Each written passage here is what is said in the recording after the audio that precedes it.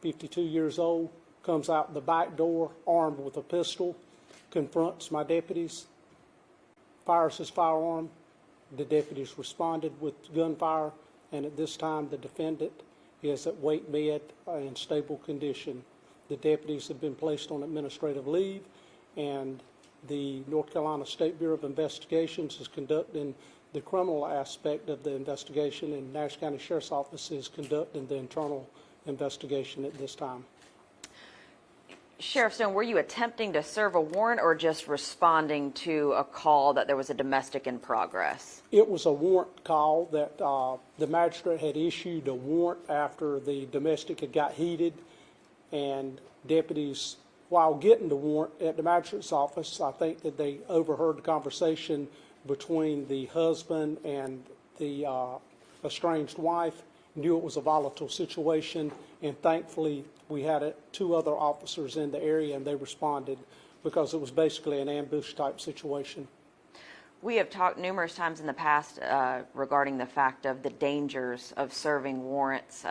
As we know, there were law enforcement officers that were shot at in Charlotte. We came to you and talked to you about that later. This is not the first time that you've had some dicey situations with serving warrants. Talk about the dangers that your law enforcement officers go into every day when doing this type of stuff. You know, everybody wants to know, is the officer okay? Physically, the officer's okay, but you think about the mental strain that's not only put on this officer, his family, what these law enforcement officers got to go through. They've got to go through this the rest of their life.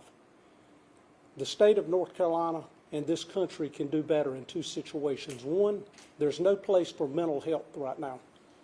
Mental health facilities across this nation and across the state of North Carolina have been shut down. This situation here had mental health issues associated with it 6 months ago, but there's nowhere for these people to go.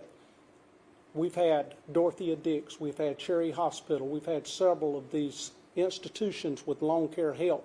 They're shut down. Politicians and the people of America and the people of North Carolina don't want to talk about it.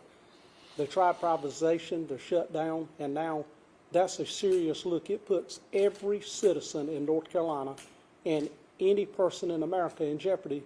As my jail over here probably has 75% of those people are either on drugs or either they're in there for mental health.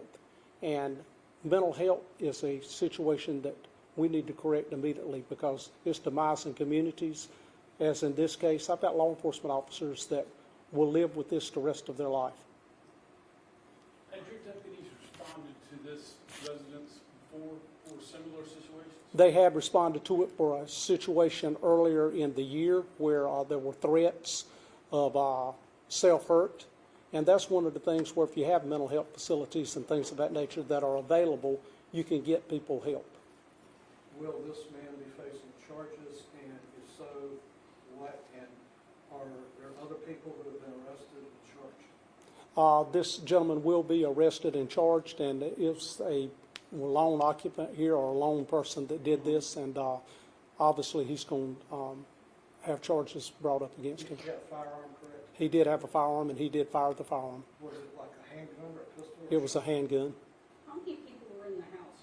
There was none at the house when I arrived after midnight. However, now at the onset of it, I don't know if anybody was in the house. I have not talked to my officers that secured the scene, but to my knowledge, there was nobody in the house, but I did speak with the defendant, and he said that one person was in the house, but that was not true. What about the estranged wife? I mean, if it was a domestic? She was out. She had went to the magistrate's office to take out a warrant, and then I guess she had went to a safer location. Can I just clarify? So your deputies were already going out there to issue the warrant because the estranged wife had put one out, right? That is correct. But then they got a call that something was going on, so that's why more units responded at the same time? The magistrate, when they were taking out the warrant, there overheard phone calls of him being very irate, and the deputy, thankfully, called other cars and said, hey, you might want to come over here and give us a backup on this. So in that situation, the estranged wife would have been taking precautions and measures to ensure her safety, right, by going to the magistrate's office Absolutely. And letting them know of this situation. I mean, and that kind of leads us into more domestics on the rise as well, right? You know, that's what's so dangerous about law enforcement. Two things are the most dangerous. Well, actually, there's three of them. One's driving a car, which simply we know that. But the two assaults is a vehicle stop and a domestic situation. We go to domestics day after day after day. We go to several of the same residents day after day, sometimes 2 and 3 times a day. And then you don't never know when this is going to turn violent as it did this situation. And that's what I say, these are true heroes, these law enforcement officers. They go, put their lives on the line. Their families know that they're putting their lives on the line. And as a few months ago, we were working with 2 and 3 officers short per shift, and that would have been a situation where it could have been a grave difference in what's happened today.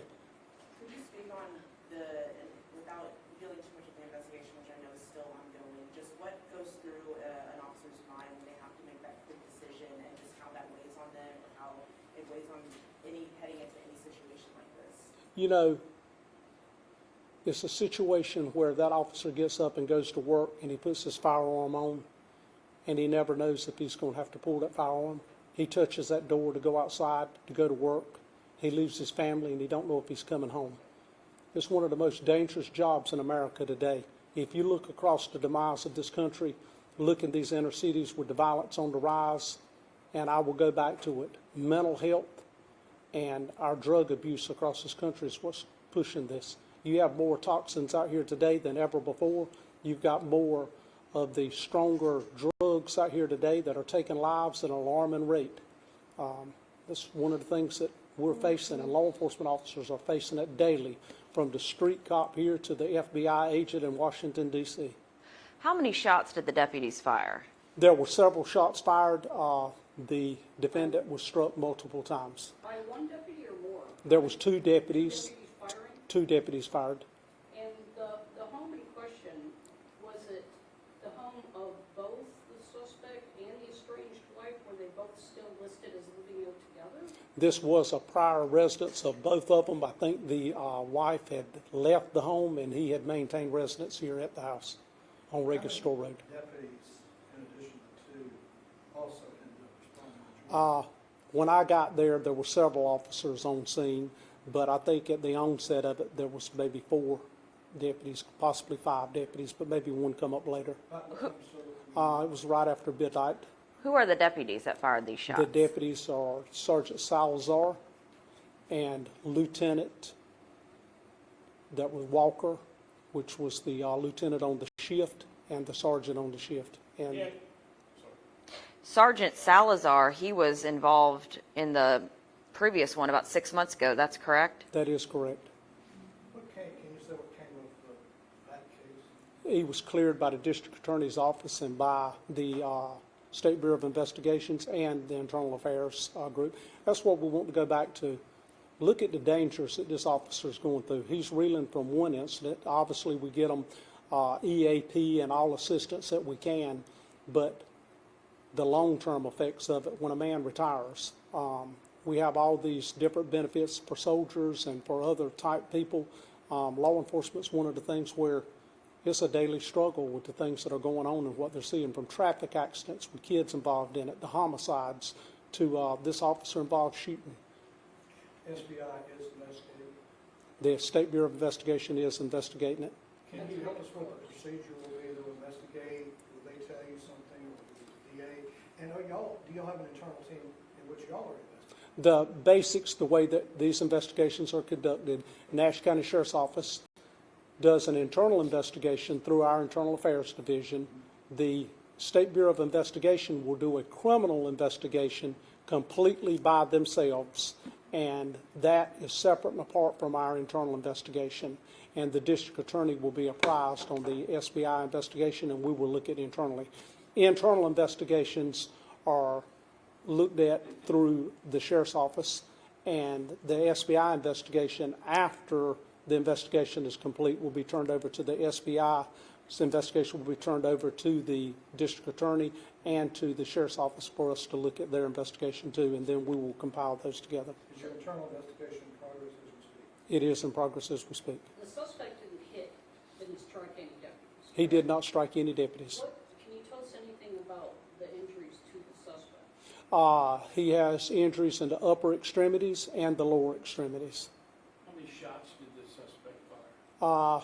To my knowledge, I think he fired 1 shot, and that is still under investigation this time, but it's known that one shot was fired. What's his condition right now?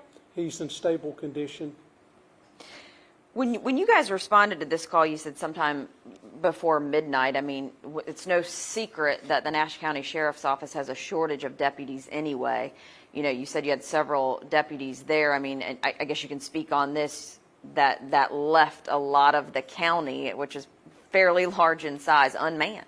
You know, 543 square miles, and you have 5 officers patrolling this county. It's a very dangerous situation. But I will take this opportunity and give credit where credit's due. Our county manager has afforded us to have deputies paid overtime to put them out there so that we have safety with numbers. And in this situation, this is a direct example that I was speaking 6 months ago. You cannot go short with deputies. You might can go short with a office worker, and somebody might not get a piece of paper that they need that day, or they might not get a service that they need, but they'll get it tomorrow. This is a deadly situation, and you can't play with that because officers and people can lose their lives. And thankfully, the county manager has assisted us with paying deputies overtime until we get back fully staffed. I'm going to check into the corrections anyway, but just before I go check it, does this man have a prior record, and do they have a record? He does have a prior record, and I spoke earlier. There had been calls for service there before, and this is one of the situations where I'll reiterate again. Mental health facilities in the state of North Carolina across this nation need to be stood up, and they need to be available to people. Were there calls this year to that resident? There was calls this year, or either at the end of last year, but I think it was this year. And does that record include prison by chance? I couldn't hear you. What'd you say? I said, does his prior record include being incarcerated? I don't know if there was any incarceration associated with it, but I do know that there was threat of violence to himself or others when we went before. I was also curious if he'd been through the state system, or if he also had been in your jail at that time. I have not researched that yet. It happened at 12:30 last night. We're trying to take care of our officers and trying to secure our investigations, and I've not been privy to that information But yet. it is accurate, you'd never seen it before. I've probably seen everybody in the county. I probably didn't remember him. If you've run across it before. Right. Well, if he's familiar with the department. Can you just, The drive residence, that's not the residence, that's the residence that's listed currently on his driver's license, correct? But that's not the residence where this happened. That is the residence, 2000 block of Regis Store Road. Regis Store Road. If you drive US 64 towards Rocky Mount, get off on Old Carriage Road, which is RP 1603, I think, turn left, travel down to the intersection, turn left on Regis Store Road. It's before you reach RP 1003. Earlier, it showed a different address in Nashville. It was the 2000 block of Regis Store Road. Okay. That's how you pronounce it, Regis. Regis. can you simply just give us the spelling of his last name? You said James, 52-year-old James. The last name spelling is B as in boy, R as in Robert, E as in Edward, H as in Henry, E as in Edward, I as in Ida, and N as in Nora. And can you provide again the name, initials, spelling of the lieutenant? Lieutenant Walker, Walker. You say his What's the first name? I'll get you his complete name. Is there anything you can add?